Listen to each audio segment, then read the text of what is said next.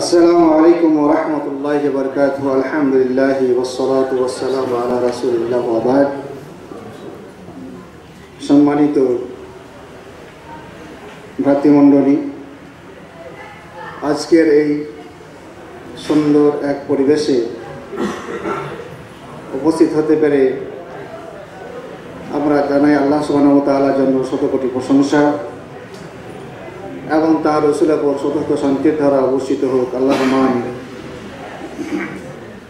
এটা কোনো বক্তব্য মঞ্চ নয়,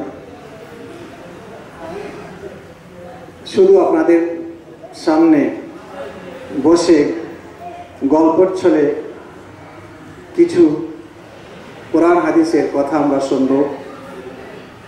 আর এই অনুষ্ঠানটা হচ্ছে, আপনারা আগেই শুনেছেন, বিবাহ প্রসঙ্গ। বিবাহের উদ্দেশ্যে এই অনুষ্ঠানের আয়োজন করা হয়েছে, তাই প্রাসঙ্গিকতা লক্ষ্য করে আমরা এ বিষয়ে গুটিগত কথা আলোচনা করব। ওমা তৌফিক ইল্লা বিল্লাহ। আল্লাহ সুবহানাহু ওয়া তাআলা সূরা আন-নাহলের 21 নম্বর আয়াতে বলেছেন, ওমিন আয়াতিহি আন খালাকা লাকুম মিন আনফুসিকুম আজওয়াজান লিতাসকুনু ইলাইহা ওয়া জাআলা বাইনাকুমা মাওয়াদ্দাতান ওয়া রাহমা ইন্না ফি যালিকা লাআয়াতিন লিকওমিন ইয়াতাফাক্কারুন।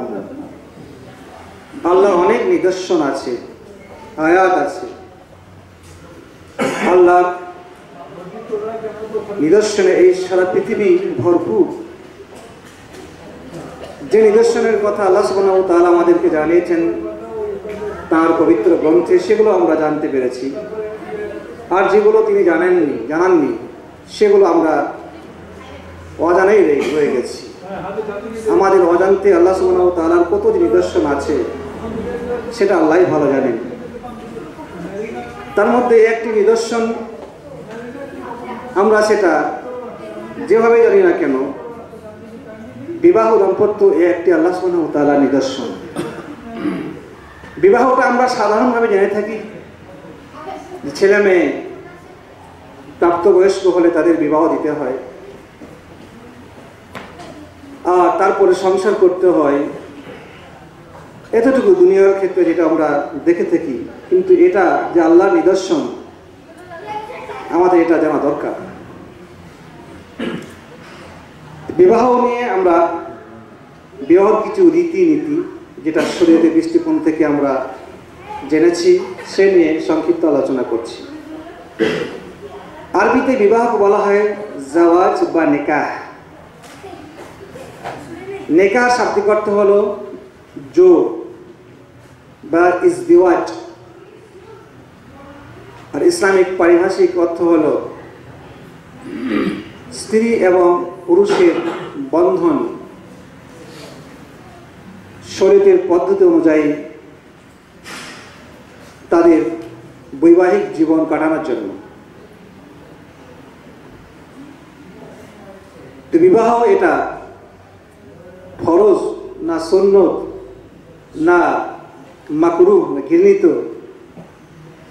এটাও জানা দরকার। বিবাহ এটা মানুষের অবস্থার প্রেক্ষিতে এর হুকুম আলাদা আসে। কোনো ব্যক্তির জন্য বিবাহ ওয়াজিব, কারোর জন্য উত্তম, কারোর জন্য বৈধ, কারোর জন্য ঘৃণিত, আবার কারোর জন্য হারাম। একটাই জিনিস, 4 রকম বিধান রয়েছে। ওলামাগণ এগুলো মানুষের অবস্থার প্রেক্ষিতে বর্ণনা করেছেন। তার মধ্যে রয়েছেন শেখ আল্লামা মোহাম্মদ উসাইমিন রাহিমাহুল্লাহ, শেখ উসাইমিন রাহিমাহুল্লাহ, তিনিও এই কথাও লিখেছেন। ওয়াজিব হচ্ছে ওই ব্যক্তির জন্য যার ভরণ পোষণের ক্ষমতা আছে, যার দৈহিক শক্তি আছে, কাম শক্তি আছে, বয়সও হয়েছে, বিবাহ না করলে তার চরিত্র নষ্ট হওয়ার আশঙ্কা রয়েছে, এরকম ব্যক্তির জন্য বিবাহ করা তা ওয়াজিব। চরিত্র বাঁচানোর লক্ষ্যে তাকে বিবাহ করতেই হবে। যদি সে বিবাহ না করে এবং তার চরিত্র নষ্ট হয়, তার অনেক পাপ রয়েছে, চরিত্র নষ্টের পাপ এবং ওয়াজিব বর্জনের পাপ রয়েছে। মুস্তাহাব উত্তম ওই ব্যক্তির জন্য বিবাহ যা সব কিছু রয়েছে, শক্তি, স্ত্রীর খোর এবং পোশাক, খাবার এবং তার দায়িত্ব পালনের, এবং তার যৌন শক্তিও রয়েছে, কিন্তু ব্যভিচারে পতিত হওয়ার তার আশঙ্কা নেই। এরকম ব্যক্তির জন্য বিবাহ করা মুস্তাহাব, ভালো। মুবাহ, কারো জন্য জায়েজ, বৈধশী বিবাহ করতে পারে ওই ব্যক্তি যার সম্পদ রয়েছে কিন্তু তার যৌন শক্তি দুর্বল। এই ব্যক্তি ইচ্ছা করলে করতে পারে, জায়েজ আছে। আর গৃহীত হচ্ছে, মাকরুহ হচ্ছে ওই ব্যক্তির জন্য যার সম্পদ আছে, সুস্বাস্থ্য রয়েছে, কিন্তু তার যৌন শক্তি নেই। এই ব্যক্তির জন্য বলা হয়েছে ঘৃণিত, সে যেন বিবাহ না করে। বিবাহ করা তার জন্য ভালো কাজ নয়, কারণ বিবাহের পরে তাদের কলহ আসতে পারে, তাদের এই দাম্পত্য জীবন সুখী না হতে পারে। আগে ভাগেই সে ওই পথে না পা বাড়ায়, কারণ এটা তার জন্য শোভনীয় নয়। বিবাহ কারোর জন্য হারাম হতে পারে, ওই ব্যক্তির জন্য হারাম হতে পারে যে এমন স্থানে রয়েছে বিবাহ করলে তার স্ত্রীর ওপরে আক্রমণ আসতে পারে, অথবা এমন অসুখ রয়েছে ওই ব্যক্তির শরীরে, ডাক্তারগণ বলেছেন যদি তুমি বিবাহ করো তাহলে তোমার মৃত্যু করতে পারে। এই জন্য তার বিবাহ করা হারাম, কারণ বিবাহ করলে সে মরে যেতে পারে। আর আল্লাহ সুবহানাহু ওয়া তাআলা বলেছেন, ওয়ালা তুলকু বিআইদিকুম ইলা তাহলুকা, তোমরা জেনে শুনে মরণের দিকে হাতটা বাড়িয়ে দিও না। ডাক্তার যদি বলে তোমার মরণ ঘটতে পারে বিবাহ করলে, তাহলে সে বিবাহ যদি করে না জেনে শুনে তার মরণের দিকে হাত বাড়িয়ে দেওয়া হচ্ছে, সুতরাং তার জন্য বিবাহ বৈধ নয়। তাহলে আমরা মানুষের অবস্থার প্রেক্ষিতে বিবাহ হুকুম পেলাম 4 রকম বা 5 রকম। সে যাই হোক, যার জন্য বিবাহ ফরজ বা সুন্নত বা মুস্তাহাব যাই হোক, একজন পাত্র বা সুপাত্র সে কেমন করে পাত্রী চয়েস করবে, ইখতিয়ারুজ জাওজা। আমরা সাধারণত দেখি কার বাবা বড়লোক, অথবা শিক্ষিতা, অথবা সুন্দরী, এইগুলো আমরা দেখে থাকি। ইসলাম এইগুলোই বলছে, কিন্তু আমরা সবসময় দেখে থাকি তার সম্পদটা, কোন মেয়েকে বিয়ে করলে বেশি আমরা সম্পদ পাবো, এইটা আমরা দেখে থাকি। দিন থাক তা না থাক ওটা আমাদের দেখার বিষয় না। রাসূল সাল্লাল্লাহু আলাইহি ওয়াসাল্লাম বলেছেন, আন আবি হুরায়রা রাদিয়াল্লাহু আনহু ক্বালা তুনকাহুল মারআতু লিআরবাইন, 4টে দিক দেখে বিবাহ করবে তোমরা মহিলাদেরকে, মেয়েদেরকে। লে মালিহা ওয়া লি হাসাবিহা ওয়া জামালিহা ওয়া লি দীনিহা ফাজফার বিযাতি দিন তারিবাত ইয়াদাক, রাওয়াহুল বুখারী। আবু হুরায়রা কর্তৃক বর্ণিত হাদিস। রাসূল সাল্লাল্লাহু আলাইহি ওয়াসাল্লাম বলেছেন, তোমরা 4টে গুণ দেখে মেয়েদেরকে বিবাহ করো, তার সম্পদ এবং তার বংশ, তার সৌন্দর্য এবং তার দিন দেখে। অবশেষে রাসূল সাল্লাল্লাহু আলাইহি ওয়াসাল্লাম বললেন যে এই 4টে গুণ যদি মিলে যায় আলহামদুলিল্লাহ, আর যদি না পাও একসঙ্গে 4টে, তো কমপক্ষে তোমরা দিনের দিকটা অগ্রাধিকার দেবে। যে মেয়েটা দিনদার পরেশগার সেটাকেই তোমরা বিবাহ করবে। কেন দিনদারি কথা যদি কেন বলেছেন, তাহলে খাবারটা জুটবে কেমন করে? যে রাখা দরকার, দাম্পত্য জীবনটা সবসময় মালটাই বড় জিনিস নয়। একজন কোটিপতি মানুষ, তার প্রচুর টাকা আছে, আল্লাহ তাকে অনেক সম্পদ দিয়েছেন, কিন্তু সে এমন এক মেয়েকে বিবাহ করেছে যে মেয়ে তাকে কোনোদিন স্বামী হিসাবে গ্রহণ করতে পারেনি, স্বামী হিসাবে মর্যাদা দেয়নি, তার মনটা কোনো সময় তার জন্য সন্তুষ্ট হয়নি। অফিস থেকে ফিরে স্ত্রীকে দেখলে সব ক্লান্ত দূর হয়ে যায়, কিন্তু দূর হয় না। পক্ষান্তর একজন সাধারণ ঘরের মানুষটা মোটামুটি ডাল ভাত হয়, কিন্তু তার স্ত্রীটা হচ্ছে স্বামী ভক্তা, তাদের দুজনের মধ্যে মনের খুব মেল। এই লোকটার সম্পদ কম থাকলেও তার জীবনে অনেক শান্তি আছে, কিন্তু ওই লোকটি তার সম্পদগুলো থাকলেও সে কিন্তু শান্তি পায় না। এই জন্য আল্লাহ রাসূল বলেছেন, খায়রু মাতাঈদ দুনিয়া খায়রু আল মারাতুস সালিহাত আদ-দুনিয়া মাতাউন ওয়া খায়রু মাতাঈদ দুনিয়া ওয়াল মারাতুস সালিহাতু খায়রু মাতাঈদ দুনিয়া। বা আগে পিছনে শব্দগুলো, রাসূল সাল্লাল্লাহু আলাইহি সাল্লাম বলেছেন, আদ-দুনিয়া মাতাউন, আর দুনিয়া হচ্ছে ভোগ সামগ্রী। দুনিয়া ভোগ সামগ্রী, আর ভোগ সামগ্রীর মধ্যে সবচাইতে উত্তম ভোগ সামগ্রী হচ্ছে কি? সালেহা অর্থাৎ নেক স্ত্রী। যার ভাগ্যে নেক স্ত্রী জুটেছে, জানতে হবে সে দুনিয়ার সবচাইতে ভালো সম্পদটাই পেয়েছে।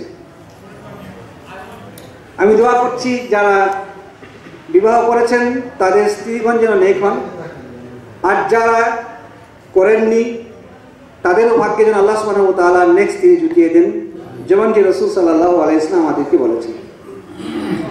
এবার আসবো শুরুতুন নিকাহ, বিবাহ কিছুগুলো শর্ত আছে। এক নম্বর হচ্ছে তাইন জাওজাইন,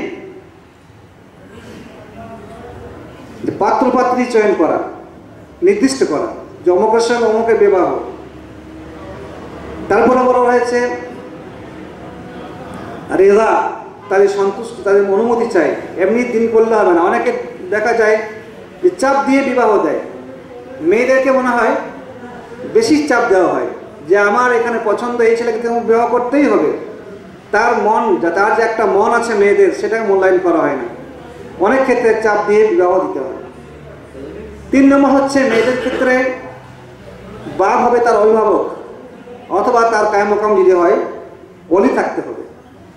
4 নম্বর হচ্ছে দুটি কমপক্ষে সাক্ষী থাকতে হবে। আর আরকানুন নিকাহ, যেগুলো থাকা খুবই জরুরি, তাছাড়া বিবাহ সম্পন্ন হবে না, সেটা হলো কি? ওজুদুজ জাওজাইন, পাত্র পাত্রীর অস্তিত্ব। এখনও পাত্রও নেই পাত্রী নেই, দুই বন্ধুর খুব ভাব, বলছে ভাই আমার ছেলে হলে আপনার মেয়ে হলে আমরা এ হয়ে যাবো, বিবাহ দিয়ে দেবো। মোটামুটি একটা খরচা করে রাখলেন, বিয়ে করে রাখলেন, হবে না। তাদের অস্তিত্বই নেই। অস্তিত্ব থাকতে হবে। তারপরে কি করতে হবে? অভিভাবক বলবেন যে আমি আমার মেয়েকে তোমার সঙ্গে বিবাহ দিলাম, ইজাব। তারপর আসবে কবুল, এবং যিনি বিবাহ করবেন তাকে বলতে আমি কবুল করলাম। এটি 3টে রুকুন, এই 3টে ছাড়া বিবাহ হবে না। কেউ কেউ মোহর লাগিয়েছেন, আবার কেউ কেউ বলেছেন মোহরটা ওয়াজিব। মোহর, যেটা আরবিতে বলা হয় সেদাক,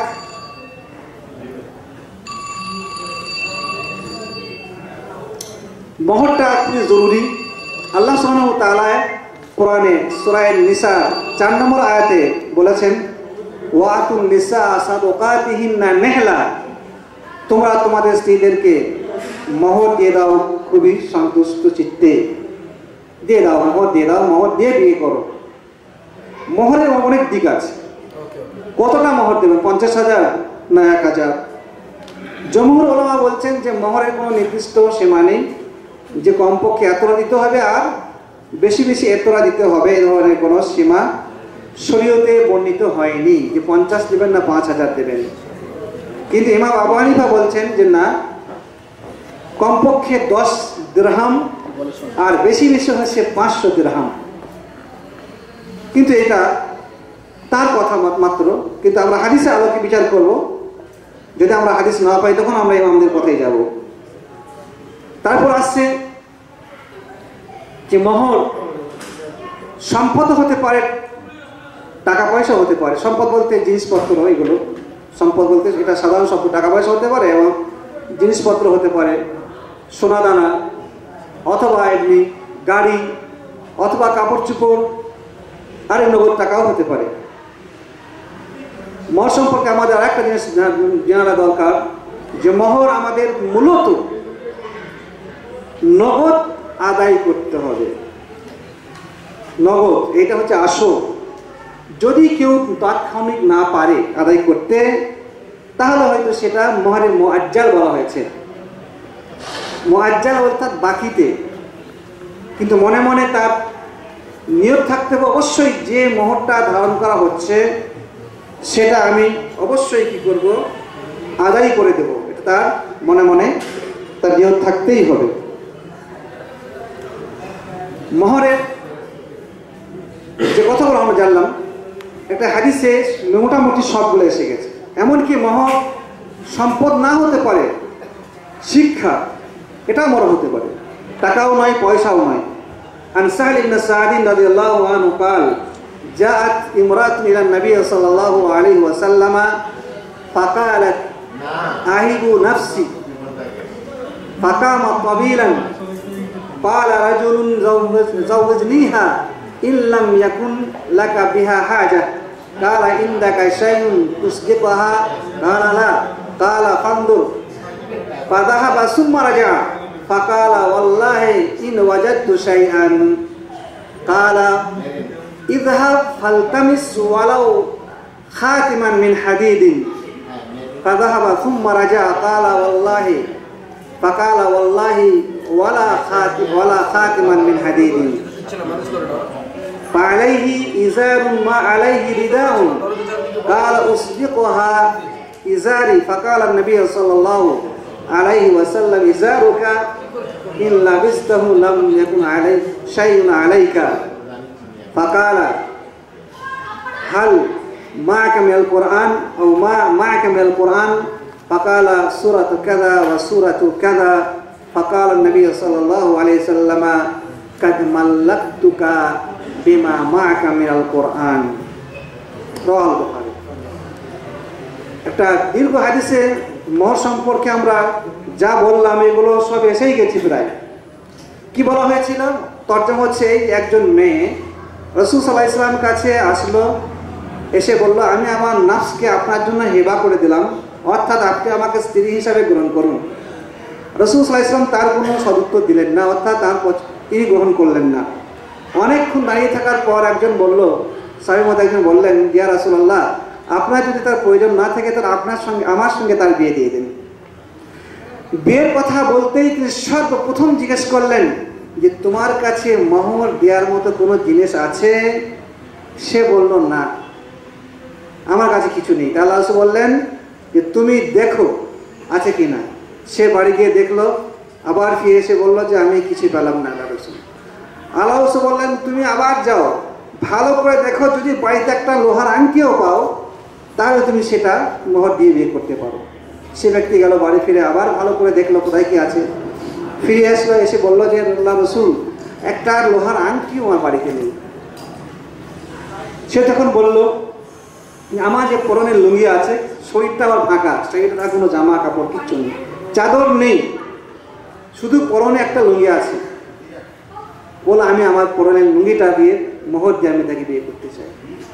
আল্লাহ রাসূল বললেন তুমি সেটা যদি পরিধান না করে তাকে মোহর দিয়ে দাও তাহলে তোমার তো পরিধানের কিছু থাকবে না। আচ্ছা তোমার কিছু কোরআনের সূরা জানা আছে কি? সে লোকটি বলল অমুক অমুক সূরা আমার জানা আছে। আল্লাহ রাসূল বললেন সেই সূরাগুলো তুমি তাকে শিখিয়ে দাও। ফাআলিমা, ওই কোরআনের সূরার বিনিময়ে সেটাকে মোহর ধরে নিয়ে তোমার সঙ্গে আমি ওই মেয়েটার বিয়ে দিয়ে দিলাম। এটা ছিল হাদিসের অর্থ। এই হাদিস থেকে আমরা কি পেলাম?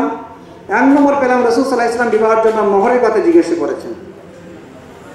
মোহর না থাকলেও তাকে চেষ্টা করতে বলা হয়েছে যে কমপক্ষে তোমার যদি বাড়িতে একটা লোহার আংটিও থাকে, এটা কমপক্ষের কথা বলা হয়েছে, এটা নির্দিষ্ট করে বলা হয়নি। কোনো কোনো ইমাম বলেছেন যে কমপক্ষে 10 দিরহাম হতে হবে, এই কথা হাদিসের আলোকে টিকছে না।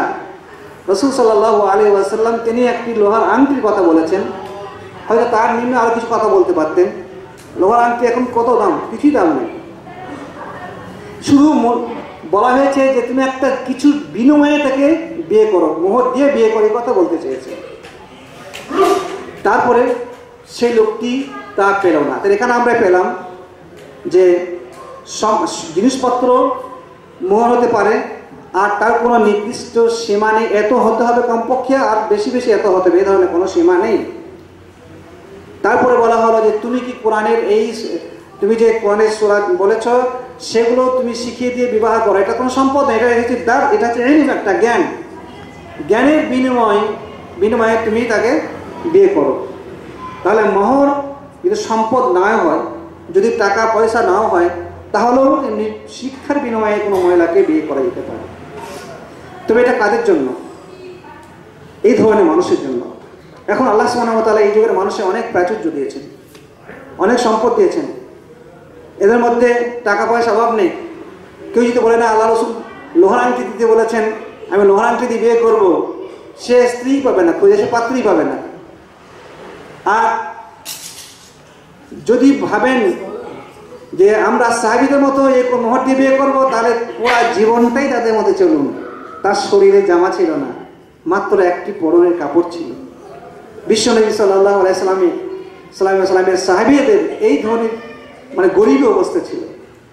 বাড়িতে খাবার তো নেই, যে পরনে বা শরীরে দেওয়ার মতো কাপড় তাদের ছিল না। রাদিয়াল্লাহু আনহুম আজমাইন।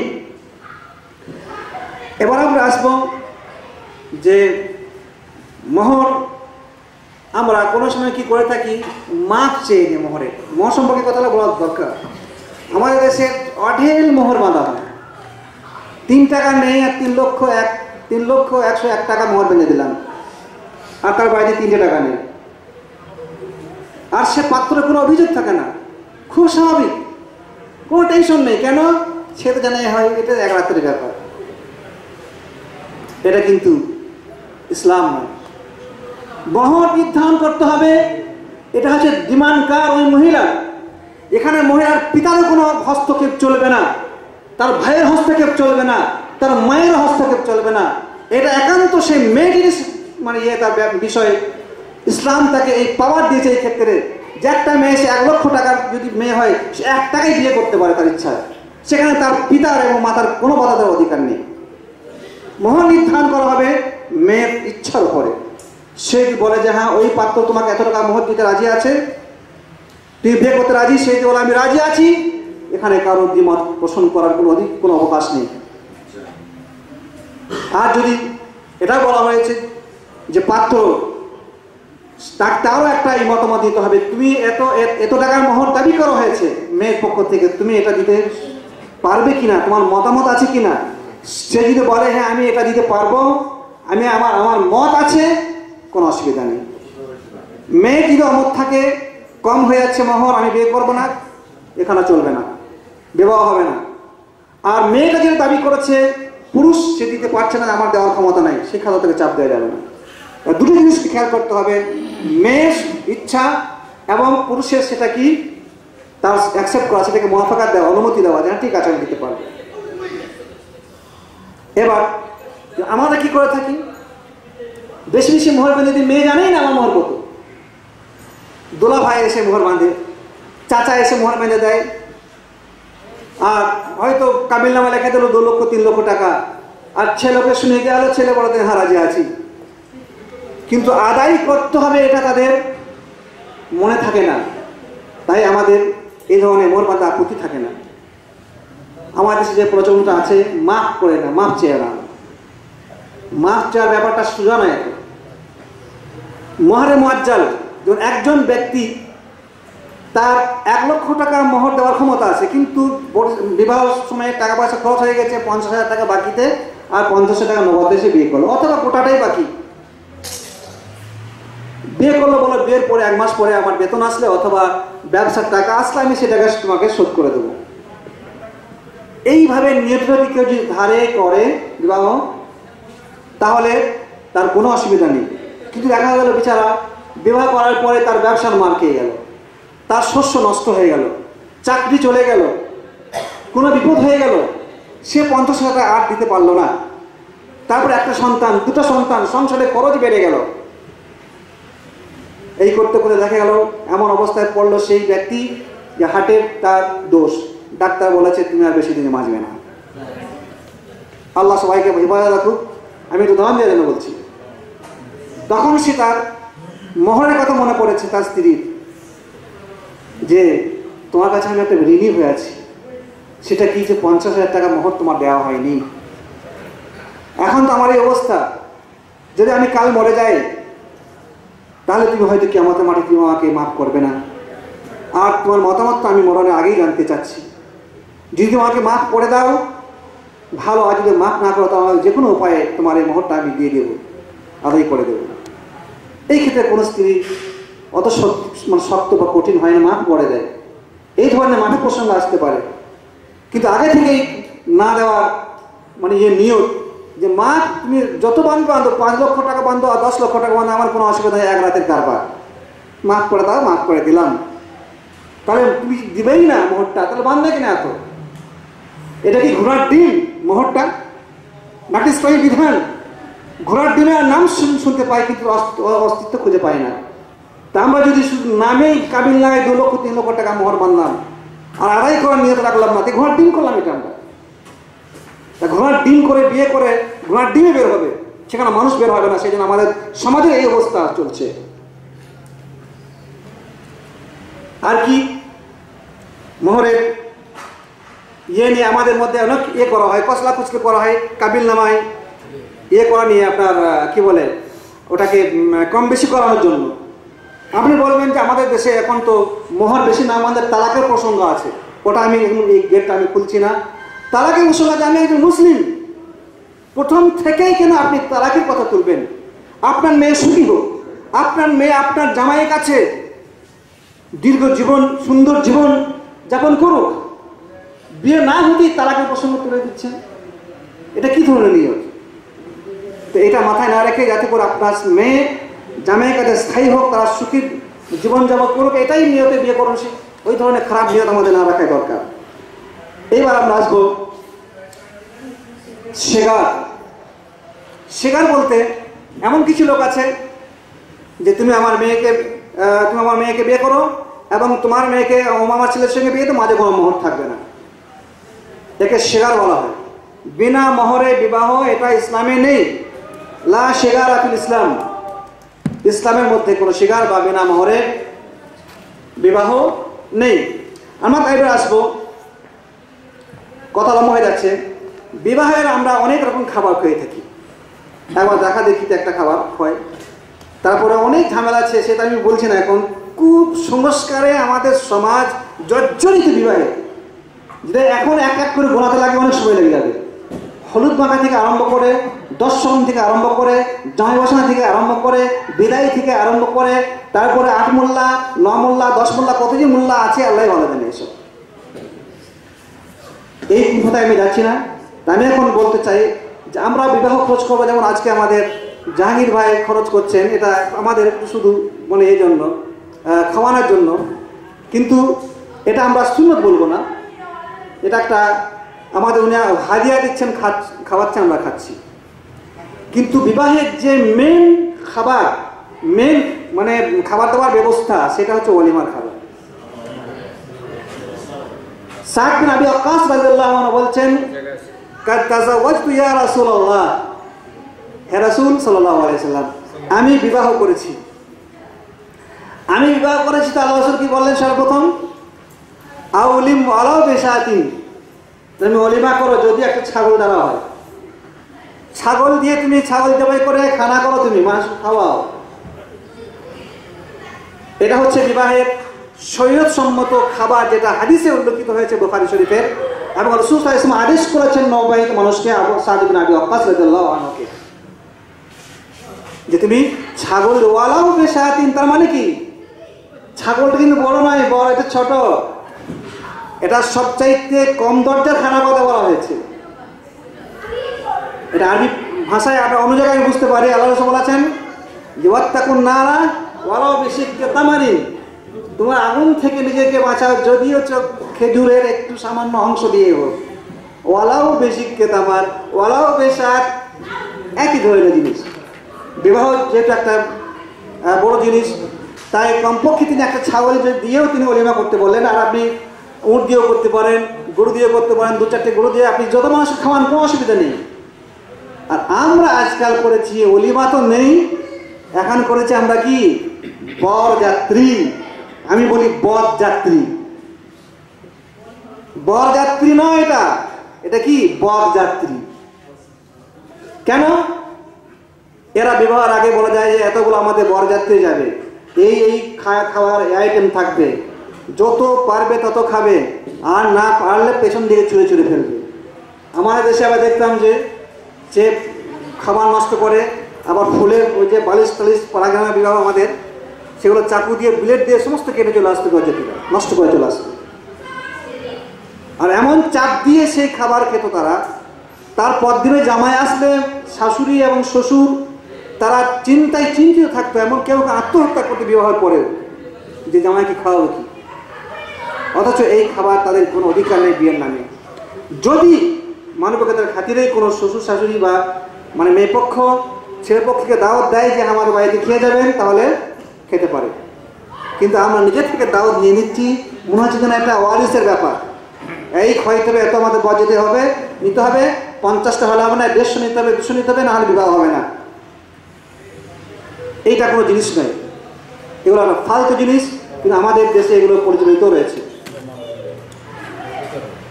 উত্তম বিবাহ বলা হয়েছে ওই বিবাহকে যে বিবাহের খরচ কম।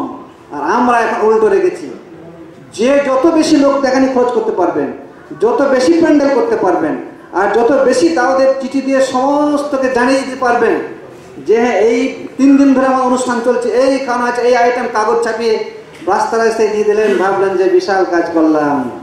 ওই টাকাটা অন্য কাজে লাগান। ওই টাকা বিবাহ মানে বড় অনুষ্ঠান করে যে আপনি ইয়ে করবেন, যে একটা নাম সুনাম নেবেন, অপচয় করবেন, এতে আপনার কোনো লাভ নেই। তবে হ্যাঁ, আপনার যেমন অবস্থা, আমি কোটিপতি মানুষ, আপনি কি করবেন সেই তুলনায় আপনি ভালো খাবার দাবার ব্যবস্থা করলেন, মেহমানদের খাওয়াইলেন, কিন্তু আপনার যে অবস্থা তার চাইতে যেন বেশি না হয়ে যায় বা লোক দেখানি পর্যায়ে না পড়ে যায়।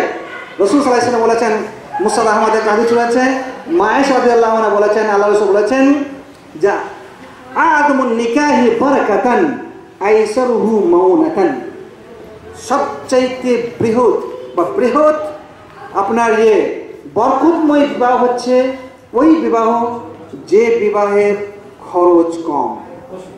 যত খরচ কম করতে পারবেন আপনার বিবাহ বা আপনার ছেলের বিবাহ তত বরকতময় হবে। এছাড়া মোটামুটি অত্যন্ত সংক্ষেপে গুটিগত কথা বিবাহ সংক্রান্ত মানে কথা, যেগুলো আহকাম ও নিকাহ বলতে পারেন। এবার আমরা আসবো বিবাহের লাভ কি। অনেক লাভ আছে, বা দর্শনও বলতে পারেন। ইসলাম কেন বিবাহের বিধান রেখেছে? 1 নম্বর হচ্ছে হিফজুল উম্মাতুল ইসলামিয়া, বিবাহের মাধ্যমে এই মুসলিম নেশন বা জাতির সংরক্ষণ হবে। কিন্তু আমরা সংরক্ষণ করতে চাচ্ছি না। রাসূল সাল্লাল্লাহু আলাইহি ওয়াসাল্লাম বলেছেন, তোমরা ওই বংশের মেয়েকে বিবাহ করো যে বংশের মেয়ে কি হয়, বাচ্চা বেশি হয়। ওদুদ বলা হয়েছে, যারা স্বামী ভালোবাসে এবং সন্তান বেশি প্রসব করে। ফাইন্নি উকাথিরুকুম ইয়াউমাল কিয়ামাহ, আমি বেশি সংখ্যার উম্মত নিয়ে আমি কাল কিয়ামতের মাঠে গর্ব করব। তাহলে বিবাহ হচ্ছে কি মুসলিম জাতির সংরক্ষণ। তার আগে হচ্ছে একটা ফ্যামিলির মানে বংশের সংরক্ষণ। বিবাহের মাধ্যমে কী হয়, আত্মীয়তার বন্ধন, নতুন আত্মীয় তৈরি হয়, অথবা আত্মীয়তা ঝালানো হয়। চাচার ভাইয়ের সঙ্গে চাচাতো মেয়ের বিয়ে হলো, আবার আত্মীয়তা ঝালানো হলো, সম্পর্ক একটা গাঢ় হলো, এটা একটা লাভ। আর কি বলা হয়েছে যে সালামাতুম মিনাজ জিনা আও হিফজুল আখলাক, চরিত্র এতে নষ্ট হয় না, চরিত্র সংরক্ষণ হয়। এতে চরিত্র আপনি সংরক্ষণ করতে পারবেন, এতে ব্যভিচার থেকে মানুষ বেঁচে যাবে। আর একটা হচ্ছে মুসাইদাতুন নাস নিসা, মেয়েদের দায়িত্ব না, মেয়েদের এটা কি সাহায্য করা। মেয়েরা এখন যতই নিজেদেরকে বলে আমরা এখন স্বাধীন হয়েছি, মোটরসাইকেল চালাবো, আমরা প্লেন চালাবো, যতই বলুক, কিন্তু আল্লাহ সুবহানাহু ওয়া তাআলা মেয়ে জাতিকে এমন ধরনের সৃষ্টি করেছেন তারা স্বয়ং সম্পন্ন হতে পারে না। তাদের গঠন, তাদের মন, আর তাদের মানে আপনার কি বলে রক্ত মাংস, যেভাবে আল্লাহ সুবহানাহু সৃষ্টি করেছেন মগজ, সেটা তারা কোনোদিন স্বয়ং সম্পন্ন পুরুষ ছাড়া নিজে নিজে চলতে পারবে না। তাই যখন একটা মেয়ে বড় হলো, চাকরি পেল, সে পার্লামেন্টের সে মেম্বার হলো, সে মন্ত্রী হলো, যতক্ষণ পর্যন্ত তার বিয়ে না হচ্ছে তার সব কিছু মজুদ, কিন্তু তবুও মনে হবে তার পাশে কি একটা শূন্যস্থান রয়েছে। সেই শূন্যস্থানটা কি একটা পুরুষ। আল্লাহ সুবহানাহু ওয়া তাআলা বলেই দিয়েছেন যে আর রিজাল কাওয়ামুন আলান নিসা, মেয়েদের দায়িত্ব গ্রহণ করবে কারা? পুরুষেরা। একজন পুরুষ যখন মেয়েকে বিবাহ করে তখন সম্পূর্ণ দায়িত্ব তার কাছে চলে আসে। একটা মা পিতামাতা একটা মেয়েকে প্রথম দিন থেকে নিয়ে 18-20 বছর পর্যন্ত মানুষ করে, তারপর একটা ছেলের সঙ্গে বিয়ে দিয়ে দেয়, সে সারা জীবনের জন্য তার সঙ্গে চলে যায়। তার দুঃখ, তার কষ্ট, তার আনন্দ, হাসি খুশি তার ওই স্বামীর সঙ্গেই জড়িয়ে থাকে। মা মানে অবশ্য বলে তখন প্রথম মন খারাপ করে, আর যখন বাচ্চা কাচ্চা হয়ে যায়, ছেলেটা বড় হয়ে যায়, মা ফোন করে, মা একবার আয়, দেখতে মনে হচ্ছে ওই না মা আমি সপ্তাহে পাচ্ছি না, তারপর সপ্তাহে যাবে, এখন ছেলের পরীক্ষা, তখন সে আর আসতে পারে না। এই তো দুনিয়ার নীতি। এটা কেন হয়েছে? বিবাহ বন্ধনের মাধ্যমে হয়েছে। আর কি বলা হয়েছে? আর তামাত্তু বিল জিন্স, আর একটা যে রয়েছে দ্বিপাক্ষিক যে একটা যৌন স্বাদ, এর মধ্যেও রয়েছে। এই একটা লাভ।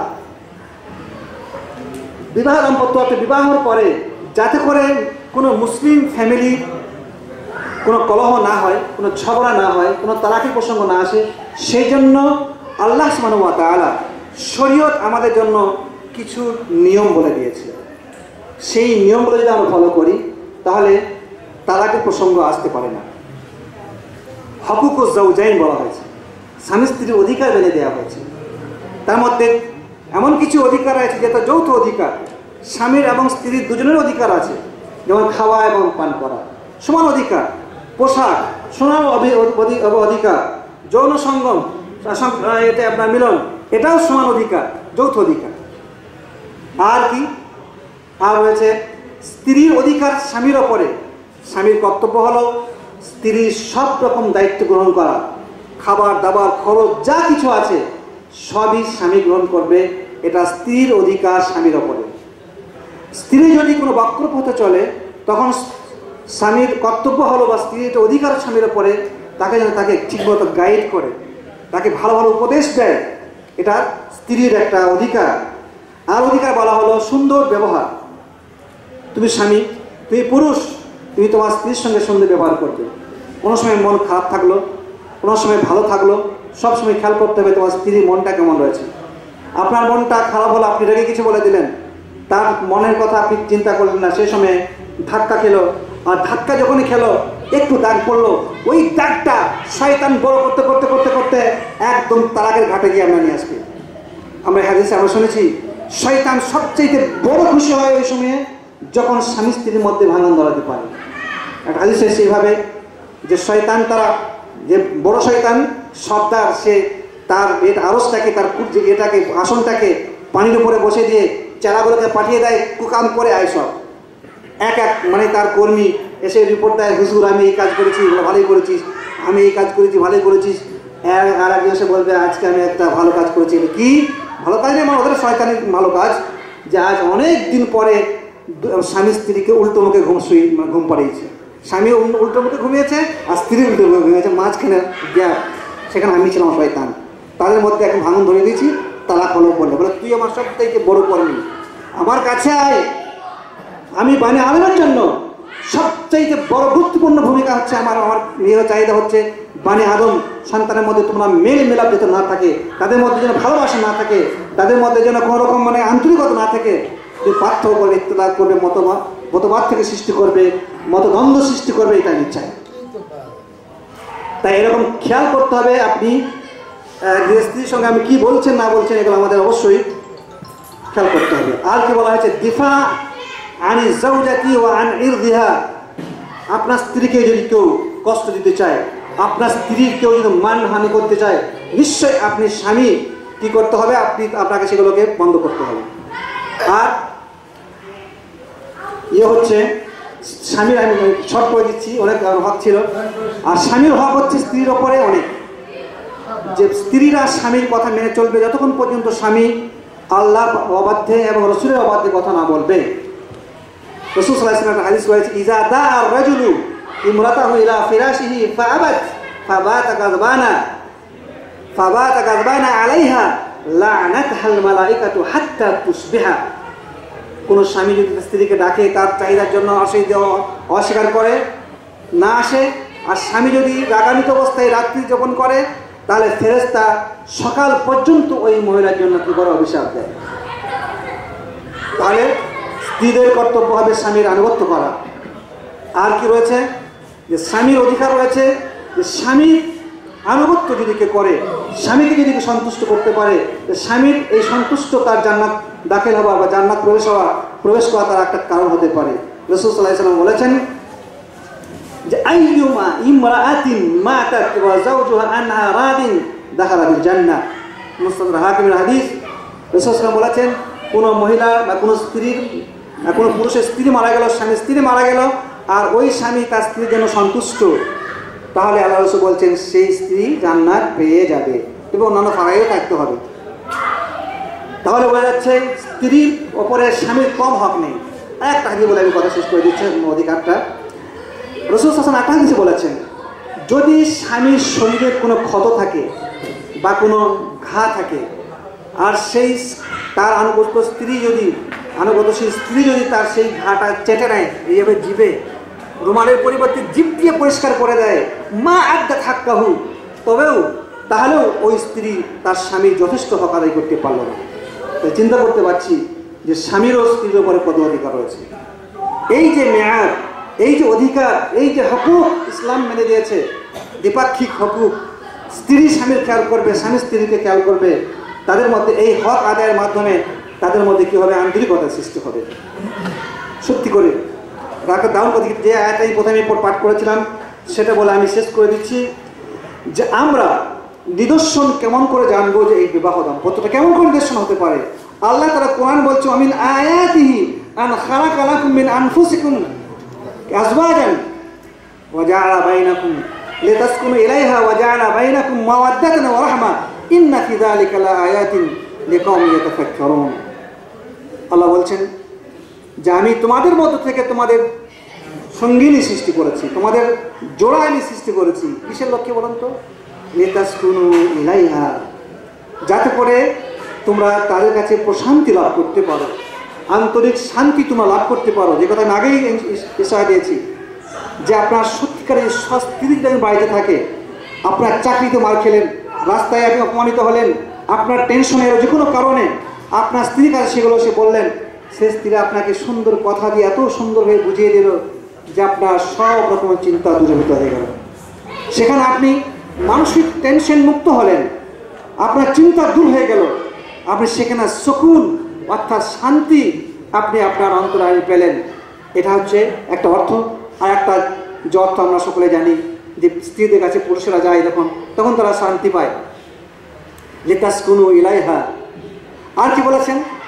ওয়া জাআলা বাইনাকুম মাওয়াদ্দাতান ওয়া রাহমা। আশ্চর্য বিষয়, এমনও হয় কোনো সময় চাচা মামাই তো ভাইয়ের সঙ্গে ভাই বোনের সঙ্গে বিয়ে হয়, তাই কি না? কিন্তু এমনও হয় যে রাজশাহী আর কোথায় যে আমাদের বাংলাদেশের দিকে ওই দূরে একটা বলুন নোয়াখালীর ছেলে ও রাজশাহীর মেয়ে, অর্থাৎ রাজশাহীর ছেলে রাওখালীর মেয়ে বিয়ে হয়ে গেল। কেউ কাউকে চিন্তা না, কোনো কারণে বিয়ে হয়ে গেল। তারপরে দেখলেন কিছুদিনের মধ্যে তাদের মধ্যে কোনো রক্তের সম্পর্ক ছিল না, কোনো জানাশোনাও ছিল না।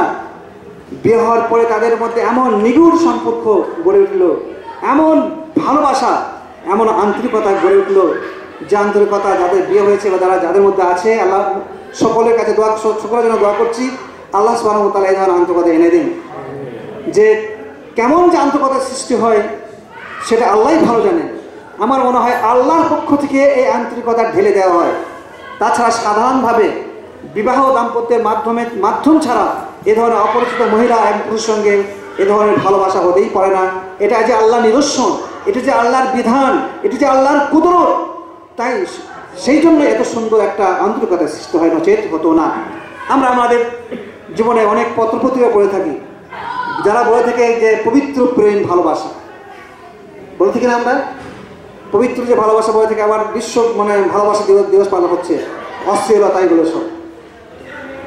আপনি দেখবেন যে একটা অবৈধ সম্পর্কে মেয়ে ছেলে মেয়েদের অবৈধ সম্পর্ক হয়, তাদের মধ্যে বেশি দিন এই সম্পর্ক টিকে না।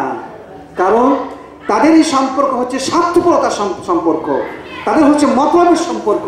কিন্তু বিবাহ বন্ধনের যে সম্পর্ক, এটা হচ্ছে চিরস্থায়ী সম্পর্ক, এই স্থায়ী একটা পবিত্র সম্পর্ক, যে সম্পর্ক আল্লাহ সুবহানাহু ওয়া তাআলা আমাদেরকে দিয়েছেন এবং তিনি আমাদের ওয়াদা করেছেন যে এই সম্পর্ক এইভাবে সম্পর্ক বললে তোমাদের মধ্যে আল্লাহ সুবহানাহু ওয়া তাআলা ভালোবাসা সৃষ্টি করবেন।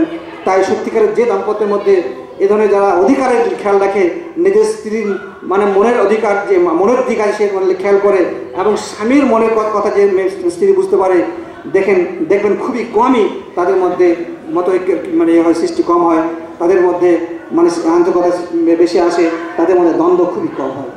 তাই আমি এই কথাই বলছিলাম যে আল্লাহ সুবহানাহু ওয়া তাআলা আমাদের জন্য বলেছেন বিবাহ দাম্পত্য একটা আল্লাহর নিদর্শন, এটা আল্লাহর একটা ক্ষুদ্র সত্যিকারে, এটা আল্লাহ সুবহানাহু ওয়া তাআলার পক্ষ থেকে হয়ে থেকে যদি আল্লাহ সুবহানাহু ওয়া তাআলা এই দুই ব্যক্তির মধ্যে যদি ভালোবাসা না ঢেলে দিতেন, তাহলে আমার মনে হয় কোনো মানুষের ক্ষমতা ছিল না যে সেই ভালোবাসা সৃষ্টি করে দিই। আমরা অন্য ক্ষেত্রে আমরা দেখি পিতামাতার যে আমার ভালোবাসা আমরা জানি সেটা আলাদা আছে, কিন্তু যে একটা বাহ্যিকভাবে অন্য জায়গা থেকে আলাদাভাবে যে একটা সম্পর্ক হওয়ার পরে যেই ভালোবাসাটা আসা, এটা একমাত্র আল্লাহ সুবহানাহু ওয়া তাআলার পক্ষ থেকে হয়ে থাকে। আল্লাহ সুবহানাহু ওয়া তাআলা আমাদের সকলকে যেন, যারা বিবাহিত তাদের আমি বললাম বিশেষ করে আমরা যেন স্বামী স্ত্রীর যে অধিকার আছে সেগুলো একটু লক্ষ্য করি, যাতে করে আমাদের দাম্পত্য জীবন সুখী হয়, যে সেটা আমাদের মধ্যে কোনো ইখতিলাফ বা কোনো মতভেদ না আসে।